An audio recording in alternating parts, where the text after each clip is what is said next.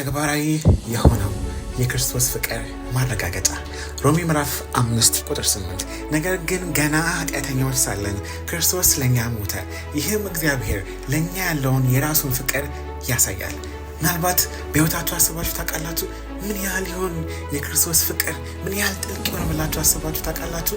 3 በጣም አስደናቂ የሆኑ ታሪኮችን አብረን እንመልከት። ከታሪክ ከጳውሎስ መልእክቶች እንደዚሁም ደግሞ ከራሱ ከኢየሱስ ክርስቶስ ታሪክ ማለት ነው። በቃሉ በኩል በወንጌላት በኩል ከምናገኘው የመጀመሪያ አብረን እንድናይ የምፈልገው 40 የሰባስቴ ሰማዕታት ታሪክ ነው። ታሪኩ የተፈጸመው ወደ 320 ኤዲ አካባቢ ሮም ዓለምን በሙሉ አጠቃላ በገዛችበት ጊዜ 40 የክርስቶስ ወታደሮች ሮምን የሚያገለግሉ የሮም ወታደር የነበሩ፣ በዛው ልክ ደግሞ የክርስቶስ ፍቅር ልባቸውን ያሸነፈና የክርስትናን እምነት የሚከተሉ ወታደሮች ነበሩ።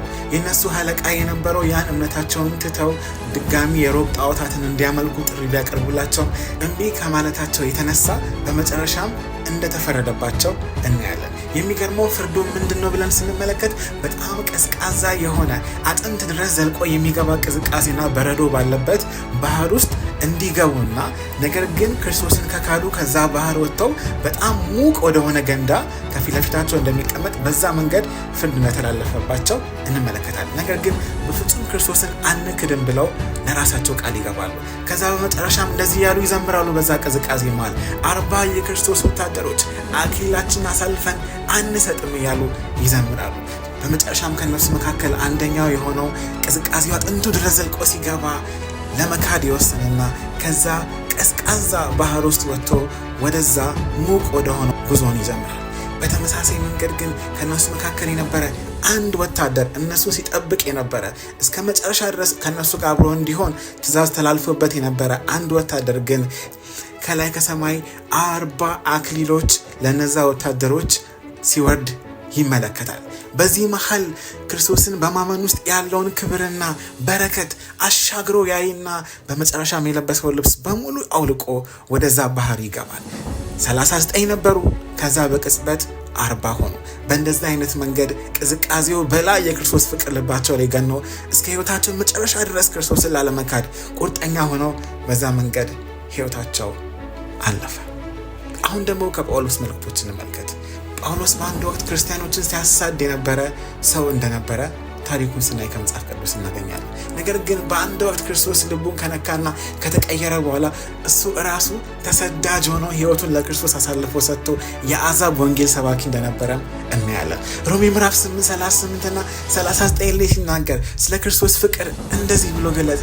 ይህን ተረድቻለሁ፣ ሞትም ይሁን ሕይወት፣ መላእክትም ይሁኑ አጋንንት፣ ያለውም ይሁን የሚመጣ ወይም ማንኛውም ኃይል፣ ከፍታም ይሁን ጥልቀት ወይም የትኛውም ፍጥረት በጌታችን በኢየሱስ ክርስቶስ ካለው ከእግዚአብሔር ፍቅር ሊለየን አይችልም። እግዚአብሔር የተመሰገነ ይሁን። ይህንን ታላቅ ፍቅር ጳውሎስ በልቡ ውስጥ ተሰምቶታል።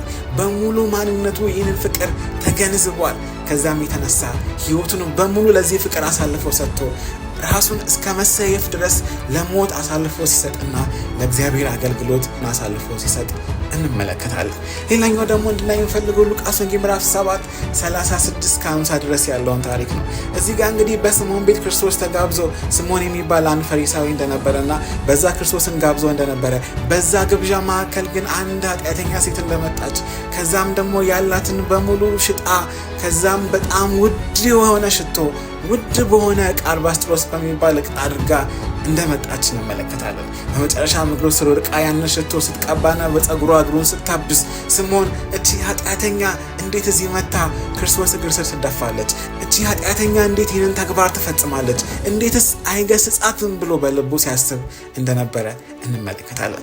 ከዛም ክርስቶስ በሚገርም መንገድ የሁለት ባለ ዕዳዎችን ታሪክ ተናግሮ ብዙ ይቅር የተባለ ብዙ እንደሚወድ ያን ሀሳብ ሲገልጽላቸው እንደነበረ እናያለን።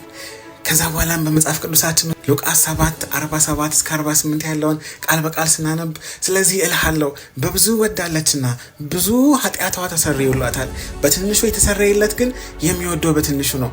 ኢየሱስም ሴቲቱን ኃጢአትሽ ተሰርዮልሻል አላት ይላል።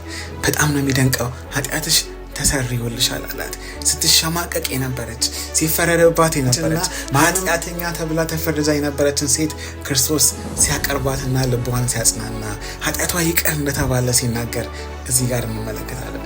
ይቺ ምስኪን ሴት እግሩን በእንባ አበሰች፣ በፀጉሯ ያንን ሽቶ የቀባች እግሩን እንዳለ አራሰችው። እንደዛ በማድረግ ፍቅሯን በተግባር ገለጸች።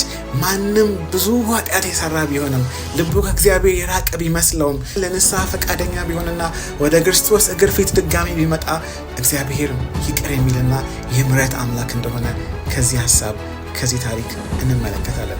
እና ይህ ታሪክ ብቻ አይደሉም፣ ነገር ግን ተግባራዊ መገለጫዎች ናቸው። ክርስቶስ ምን ያህል እንደሚወደን፣ የክርስቶስ ፍቅር ምን ያህል ክብርን መሬት ላይ እንደሚጥል፣ ምን ያህል አፍረትን እንደሚያነሳ፣ ሕመምን እንደሚያስወግድና ሞትን እንኳን እንደሚያሸንፍ ከነዚህ ሀሳቦች እንመለከታለን። ስለዚህ ከእናንተ መካከል ዛሬ ማን ነው እንደነዛ ወታደሮች ቀዝቃዛ ባህር ውስጥ ያለ?